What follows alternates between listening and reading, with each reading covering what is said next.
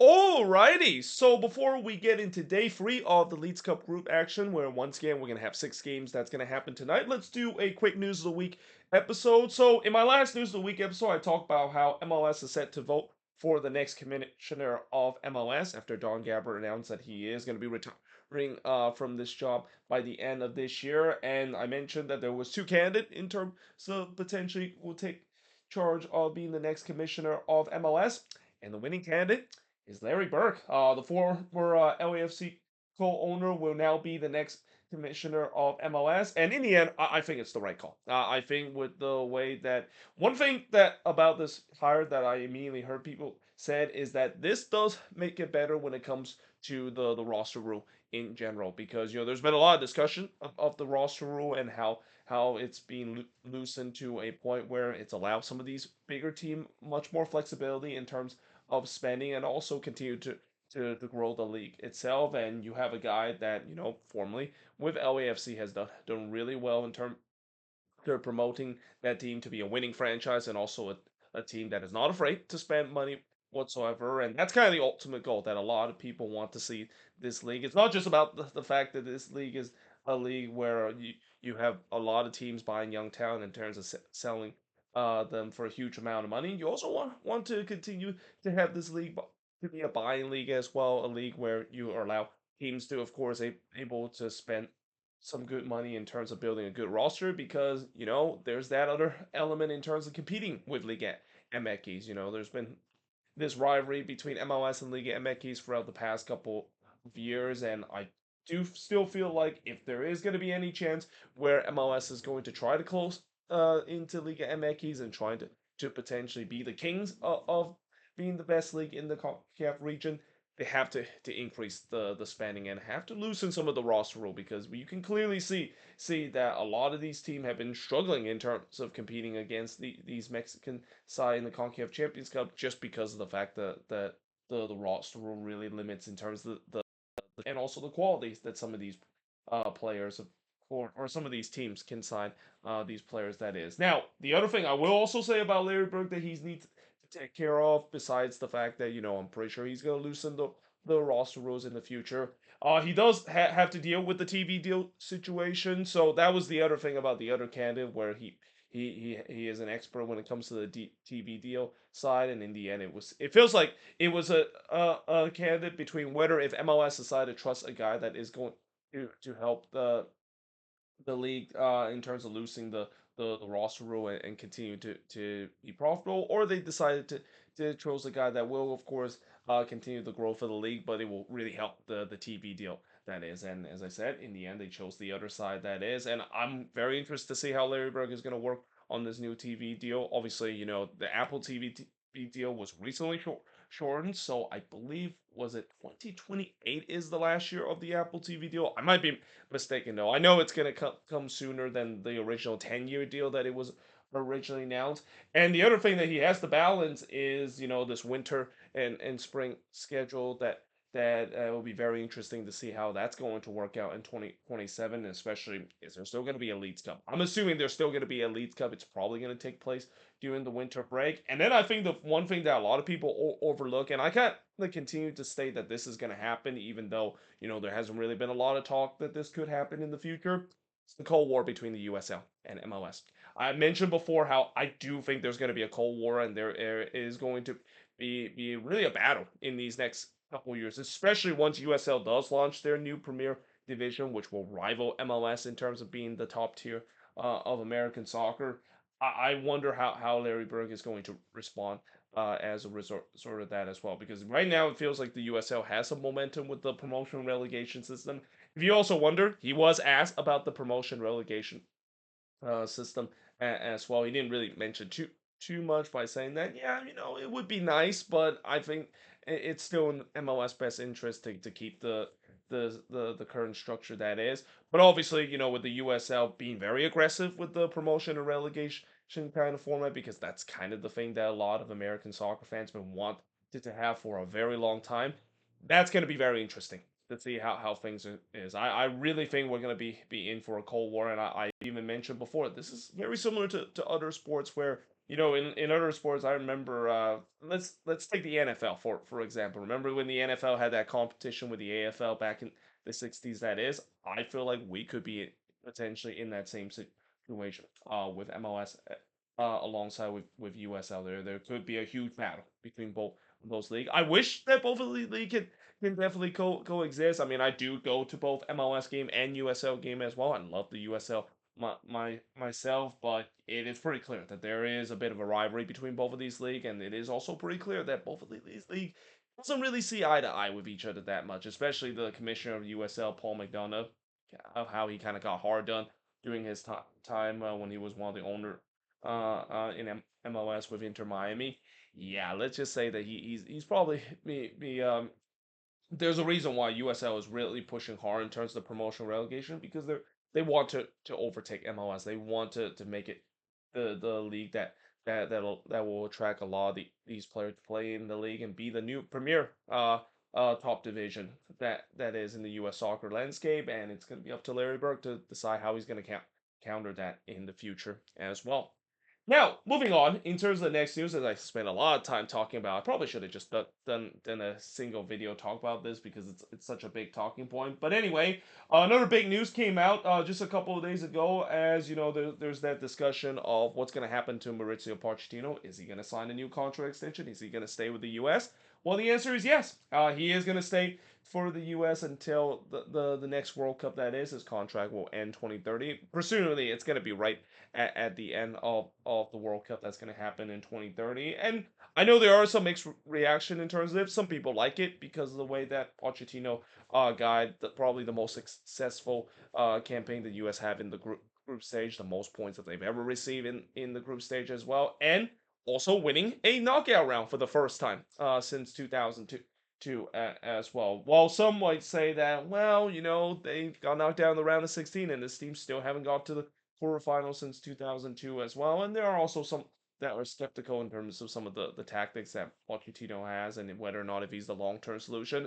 Either way, I do think that this is still the right call in terms of the fact that, I'm kind of surprised that not any of the club level teams are trying to call for Maurizio Pochettino. Consider, after this World Cup, I was always thinking that he was going to go back to the club level and probably join another big club that has come call to his name, but I guess he believed in this project and the fact that I think because of the way that now he gets a full World Cup cycle, it's also so important to know he didn't get a full World Cup cycle. He doesn't really get get get a whole windows to kind of look into this roster and what needs to change, and especially heading into to 2030 as well. We do still have some very good young talented player coming out of the U.S.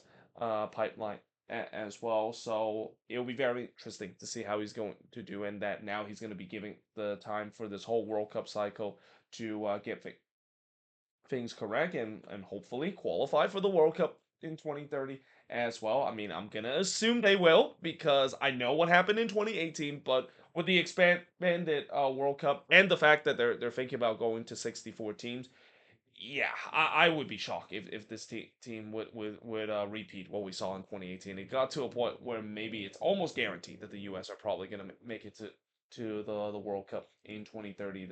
That is, but it will also be important to see how he does in the 2030 World Cup.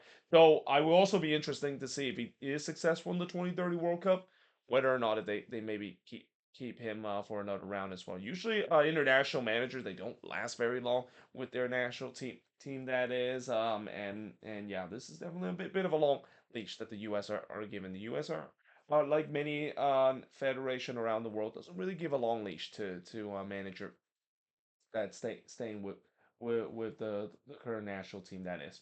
Now, moving on in terms of talk about the next news, and yeah, this definitely is a bombshell news because remember we've been talking about the Chucky Lozano saga that's been going on the whole off season and even lingering into the season as well. Well, now it seems like that saga is finally come to an end because it was reported by Tom Bogert that the Galaxy is set to sign Chucky Lozano on loan from San Diego. Now, it's also important to note that he is not going to open a DP spot for San Diego as well, and San Diego does still have to pay his full contract as well. So this is not like a bailout job by the Galaxy. This is not not them just decide to take this damaged goods that San Diego has been dealing with since the last off season. And I mentioned before in terms of the situation with San Diego and Chucky Lozano, especially his contract, it's a very bad situation right now. Obviously San Diego want to get rid of that contract, but they can. And now that I feel like they're kind of banking the fact that he's going to do well with the Galaxy, so that the Galaxy might actually purchase him outright. There is an option to buy if he does well, because if that's going to be the case, then I think San Diego will be very happy, because it's pretty clear that, as much as I know the fans been demanding the front office to reconsider and maybe think about playing him again, it was pretty clear that he was not going to be putting that San Diego jersey anymore. I mean, even Tyler Heaps and Mikey Veras have doubled down by saying that he has no part in the future of this team, even though he's still a San Diego FC player until recently. Well, actually, he's still technically a San Diego player, because he's only going to be on loan. And for the Galaxy, this is a bit of a risk, I would say. I mean, yes, I know it might sound crazy for to say it's a risk for a player that is on loan, but I just think that the thing about Chucky Lozano, the reason why there's not a lot of teams are interested, or even elsewhere, is not just because of the contract. It's also because of the fact that he is a bit of a locker room cancer, and he's known to be a locker room cancer. That's kind of the reason why he kind of burned that bridges with San Diego, and kind of ran himself out of town. And we know the Galaxy have had a history when it comes to decided to bring in guys that are kind of locker room present. Remember Giovanni Dos Santos and Douglas Costa? I mean, those names kind of ring to mind. So this is a bit of a risk, but I guess this is also kind of a move that the Galaxy needed, because they desperately need a number 10. I mean, they recently, of course, got that Japanese striker, but I don't think that's enough, because they need to have a playmaker and a guy that sets up the ball. If Chucky Lozano can perform the way that he can, which he did show a bit of a flash doing his time with San Diego, but it's not enough. Where San Diego fans were hoping he will do. That's going to be the case that the Galaxy are hoping for. And in many ways, San Diego is probably hoping that's the same case as well. It's not very often you see a team that is wishing on another team to pick up a player that tends to be very successful. But that's kind of the case with San Diego, with the way that they really need to offload him. And the only way you got to say that they can offload him is that if he plays well with the Galaxy might actually think about purchasing outright, in San Diego won't have to deal with this Chucky Lozano transfer saga situation that they've been dealing for the last couple of months. Now, moving on, the Columbus Crew, they have signed Gonzalo Tapia on loan from Sao Paulo, so he is a forward that is, and Columbus, of course, are still in this process where they're not actually rebuilding, but they're kind of more retooling right now. They got rid of a lot of the core pieces from the previous time, but now they're starting to reload again, and it seems like that might be successful, considering Columbus is starting to do much better recently. Not a big surprise, considering their interim head coach Laurent Courtois has been doing so well for them that I wouldn't be surprised he might actually be promoted as the perm head coach. We've seen this before, where teams have an interim head coach that does well and then eventually got promoted on the permanent basis. I think it's going to be the same case for Laurent Courtois as well. And yeah, we'll see how he's going to do. Obviously, he does have some big shoes to fill, because when you look at the forward group for this Columbus Crew team, I think he's probably going to be the Diego Rossi replacement, and that is definitely a huge shoe to fill, in my opinion. Now, another player that is on his way out for Columbus, and as I said, they're kind of in the midst of this bit of a retool, and decide to sell some of their biggest asset for a huge amount of money while they're going through this retool. And that, of course, is decided to cash in on the Max Armstrong sweepstakes. So there's been a lot of rumors that Max Armstrong is going to be going to Europe, and indeed this is the case. As guess what?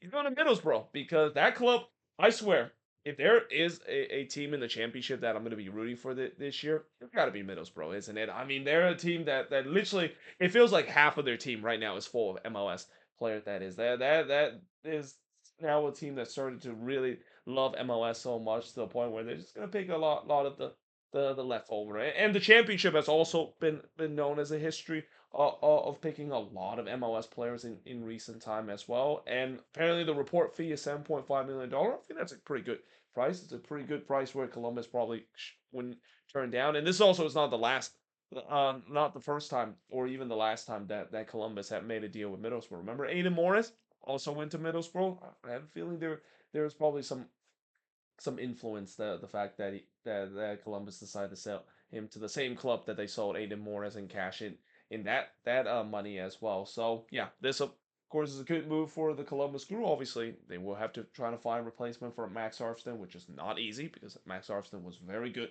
during his time with Columbus. But I'm pretty sure they will do. Especially like I said, they're wasting no time when it comes to doing this retool that they have, and hope that it will be good enough there. They'll still stay in contention for playoffs as well. I mean, I thought this team was dead and buried when they decided to get rid of all these talented players that is, and of course Henry Rusham really damaged this team for the first part of the season. But with Long Courtois has really turned this team around, mostly maybe because of the new interim head coach boost that he's been getting.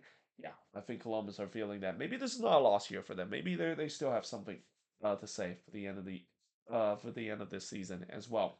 Now, Atlanta United, they are report to sign Napoli striker Romelu Lukaku, and this is right after when they announced that they decided to loan Emmanuel Latte to Cologne as well. So it was clear that number 9 is definitely one position that they of course needed. And unlike the Chucky Lozano situation, Atlanta did get the relief the fact that they are able to open a DP spot as well and don't have to pay too much of the contract for remaining contract that they own to Emmanuel Lav when they send him on loan to Germany as well. So that's got to be great news for Atlanta United. Now replacing him with Romelu Lukaku, I don't know if this might be the answer. I mean, one thing I will say about Lukaku, he's going to be a Benteke type of player.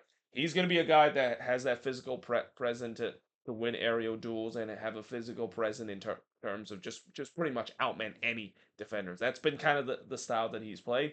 Unfortunately, he's also kind of a guy that has suffered a lot of injury problems, especially in the latter part of his year. So, do you decided to take that risk and hope that he can turns out to be a Christian Benteke type of player? Because I know when Benteke came to DC, he was literally the only goal scorer for DC United. You saw how successful that he is, and I think it could be the same thing with Lukaku as well. The problem is that we'll see how much the cost is going to be, and also you're taking a lot of risks hoping that he can, of course, stay healthy as well, which he hasn't really done so in his last couple of years in his career.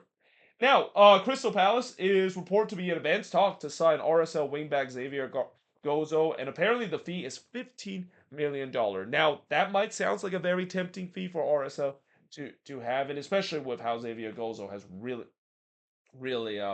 blossomed and has really had it coming out here this season as well. And there's even talks that he was maybe even going to be in the national team in the World Cup squad. I have no doubt that if he continued to improve, he's going to be on the national team roster as soon as 2030. There's no doubt that this kid has a ton of potential and ton of talent. And I know RSL, they're trying their best to not sell their best player. And again, I go back to why I said before that this is why the reason why the league has decided to switch the calendar, because they don't a lot of teams are kind of fed up in terms of have to sell their best talent in the summer, and it kind of create that awkward situation where for the rest of the season they lose their best player in the middle of the season, and that could be costly in terms of their season, in terms of how they can still compete for MLS Cup. Now we'll see whether or not if RSL does decided to move on from him. It's also important to note that Gozo did not play yesterday. In that game, or actually not yesterday, I'm sorry, but just 2 days ago on Tuesday against Tigres as well.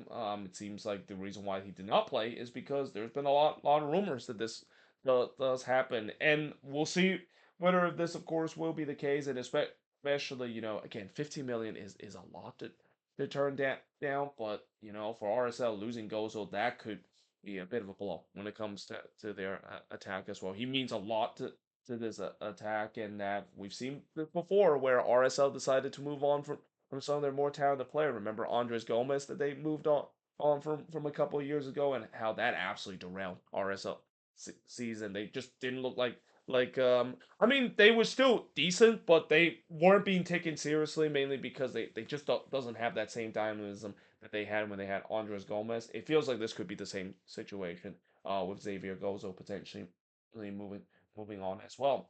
Now, he's not the only big young town that is going to be going to England, that is. So apparently there is a report by both Hull City and Colorado is report to reach a $17 million transfer for Lucas Harrington. Now Lucas Harrington, another guy that is very highly talented as well. We even saw in the World Cup with Australia as well, where yeah, you know that he's a very talented player when he's able to be in the Australian team and even playing in the World Cup as well, and he looked good doing his time in the World Cup as well. So it's no surprise that there's a lot of team that is looking to try for his interest. And again, $17 million for a center back. That is probably the most expensive fee I've ever seen for a center back. Usually, defender doesn't really attract as big of a fee as you have on the attack.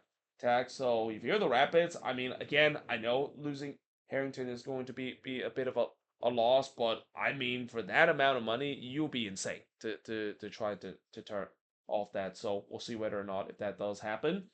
Sporting KC, they're also looking to sign Brazilian winger Andre Luiz for about $18 million for Olympico, and I gotta say, this is really the week in terms of just big transfer as well. There's some big money that's been thrown around in terms of some of the transfer rumor news, but yeah, this is also a move that we've been heard before that it seems like it's going to happen. And again, I don't know if this is a bit of an overpay for Sporting KC, and I've said this before when they were first linked with him.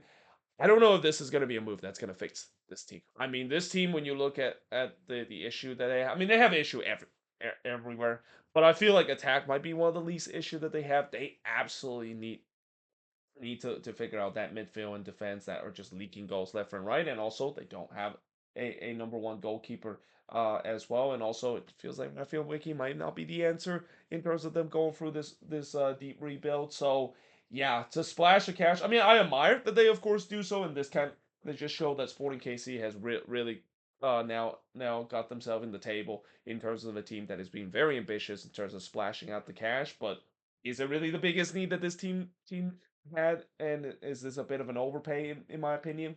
Yes, I think it is a bit of an overpay, and we've seen before where when players decide to join this league for a huge amount of money, you better live up to your expectations straight away, because if you don't, it could turn out to be a huge bust straight away.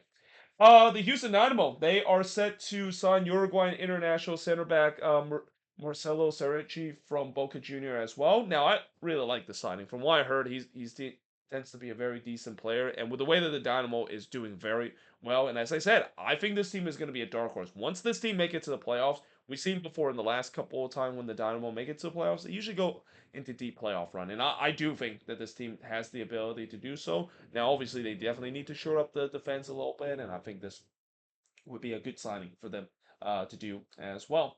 Now, moving on in terms of news that's not related to transfer rumors. So, Etihad Park, the new stadium that is going to open next July as well. The finally the new home of NYCFC as well. Something that's been long over for due of seeing NYCFC get to finally play at a soccer specific stadium. Well, it is reported that they could actually host the MLS All Star Game as soon as next year, and even in the next 3 years as well. And apparently, there's also reports saying that the All Star Game will actually still happen. It will also happen before the winter break. Now, having a All Star Game in December in New York, that's a bit of a risk. I mean, I've never been to New York during that time of period. I mean, I've been to New York many times. I actually just recently came back from New York a couple of months ago, and let's just say it was relatively hot, and also I got out of there just about 1 or 2 days in the midst of that wildfire that made the air quality of New York being very bad as well. But I've never been there during the winter. All I say know is that it gets very cold in the winter, that is. So is it ideal to have an MLS All-Star game that is going to be taking place in December? I mean, it doesn't actually, I say December, but there's a rumor that it might not actually happen in December. Maybe it happened in November or even in October as well. But still, again, yeah, this is the thing I have question with the MLS All Star Game. The fact that where do you put this MLS All Star Game? You can't put it like just in the beginning of the season like you usually see in July, because that's kind of weird to put an All Star Game literally right at the beginning. You usually do it like in the middle of the season, but that's kind of like right when the weather gets really cold. And also, you can't put it in the back end of the schedule. You can't put it on in April as well because that's when the playoff push is going to happen. This is also kind of the reason why I feel like the All Star game might start to become a bit obsolete, especially from what I said about how I just feel like the one way that they can revamp the All Star game, go back to the East versus West format. There's really no need to have an MLS versus Liga MX kind of All Star game. When literally, I feel like it feels like it's been this MLS versus Liga MX kind of competition has been so watered down because of just the numerous times when MLS team gets to face against Liga MX team. I mean, it used to be how the CONCACAF Champions Cup is the way as the measuring stick, but now we talk about Leeds Cup that is happening where every MLS team face against a Liga MX side as well. And then we have the Campeones Cup in September as well. The best MLS team, the defending champion of MLS, facing the defending champion of Liga MX as well. So it just kind of feels like it's got to a point where it's kind of almost being meaningless in terms of seeing the MLS All Star versus the Liga MX All Star. It has where it's novelty to a point where I just want East versus West back, or just what I said before, where you can do something similar to what the NBA and the NFL done. Maybe have like a celebrity head coach or a guy that used to be a legend. I mean, let's have a Landon Donovan versus a Clint Dempsey kind of MLS All Star game where Landon Donovan can pick his player, Clint Dempsey can also pick his player as well. And by the way, I named both of those guys because they are well known name as well. Or maybe even put Michael Bradley in there. Imagine Landon Donovan versus Michael Bradley. I mean, Michael Bradley is already a head coach right now, so this kind of fits perfectly for an MLS All Star game that is. So yeah, I do think that the All Star game has started to start to run out its novelty, and that again, this is going to be really tested with the way that the schedule has been flipped. And then the U.S. also announced that there's going to be 4 friendly matches that's going to be happening in the next international window. Bear in mind, the next international window is going to be big. It's going to happen in a 2 week spell between September and October as well. So it these 4 friendly games, we see them playing Peru in Orlando as well, Chile in St. Louis, Mexico in Glendale, and Canada in Minnesota. Now, it's safe to say that half of these is probably going to be away game, especially the Mexico one in Glendale. Like, honestly, there's a reason why the U.S. tends, when they play an important game against Mexico, they don't play anywhere in California or anywhere in the Southwest, that is. They always play it in Columbus, mainly because that's kind of the area that they hope that they don't get like a huge traded Mexican fans that invade the stadium that is. And yeah, them playing in Mexico and Glendale. That I mean, I've said this before. L.A., Vegas, or even in the Phoenix area, or even here in NorCal as well, or even in Texas as well. If you decide to play in anywhere in Texas, like what we saw in the Gold Cup final, where I remember I went to that Gold Cup final at NRG Stadium in Houston. It was pretty much a pro Mexican crowd because that's kind of El Tree territory all the way, and the same thing as well. Even though it's pretty much a cash grab again, this is kind of the reason why the U.S. versus Mexico rivalry, as good as this rivalry is, and I still stand by as one of the great rivalry in the international game, it has really watered down, isn't it, with all these kind of games that they've been been playing, and now that it feels like this is just an absolute cash grab in my opinion as well. But the other game that I think could be an away game, Peru in Orlando. There's a big Peruvian population down in Florida. That could be a away game as well. The only two I can truly say maybe a home game, Chile in St. Louis. Obviously, St. Louis has a very strong U.S. men's national team fan base, so I'm assuming Energizer Park will be decked out in red, white, and blue, and maybe in Minnesota as well. I know it's kind of interesting that they're playing